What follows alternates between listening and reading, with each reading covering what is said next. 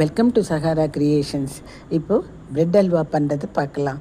ப்ரெட்டில் சுற்றி இருக்கிற அந்த ப்ரௌன் கலர் பார்டர் எடுத்துகிட்டு, இது மொக்க கத்தி என்ன மாதிரி இது அது ஆன பிறகு கட் பண்ணி எடுத்தோடனே கார்னிஷ் பண்ணுறதுக்கு பாதாம், முந்திரி, திராட்சை எடுத்துக்கணும். தேவையான பொருட்கள் பால், பிரெட் கிராம்ஸு, சுகர் கொஞ்சம் பாதி அளவு எடுத்தால் போதும். அப்புறம் அது கரையத்துக்கு ஜலம். இப்போது ஃபியூ ட்ராப்ஸ் ஆஃப் நெய்யை போட்டுன்ட்டு நான்ஸ்டிக் பேனில் இந்த பாதாம், முந்திரி, திராட்சை அது மூணுத்தையும் பொன்னிறமாக வறுத்துக்கணும். சிம்மில் வச்சே வறுத்துக்கலாம்.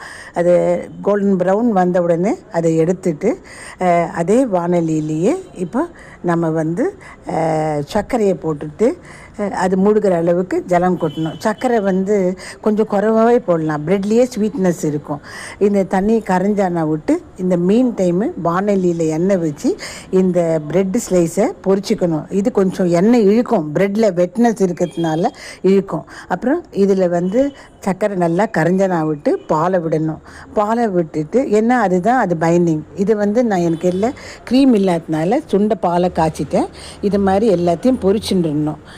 பொரிச்சுட்டு அதை தனியாக வச்சுட்டு இந்த பால் நல்லா பொரிஞ்சது இருக்குது இல்லை, பால் நல்லா சுண்டித்து இல்லையா, அதில் இந்த பொரிச்சு வச்ச ப்ரெட்டு பீசஸ் எல்லாம் போட்டுட்டு அதுலேயே இந்த ப்ரெட் கிராம்ஸையும் போடணும். So that binding for bread with milk இருக்கிறதுக்காக இதை அப்படியே பிரேக் பண்ணணும். அந்த ப்ரெட்டு ஸ்லைசஸ் எல்லாம் பிரேக் பண்ணின உடனே மறுபடியும் கொஞ்சம் பாலை விடணும். ஸோ தட்டு அது ஒரு கூட்டு பதத்துக்கு வரும், எல்லாம் ஜாயின் ஆகி இந்த மாதிரி வரும். இந்த மாதிரி வந்தோடனே மறுபடியும் 2 ட்ராப்ஸ் நெய் விடணும். அப்போ தான் உங்களுக்கு ஒட்டாமல் இருக்கும் அல்வா.